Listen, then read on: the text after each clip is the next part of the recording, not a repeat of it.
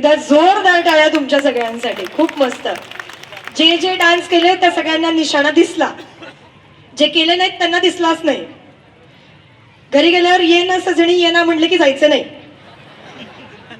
पहिलं बघायचं डान्स केलेत का, युट्यूबवर जाऊन. केले असतील तर जायचं, नाही तर नाही.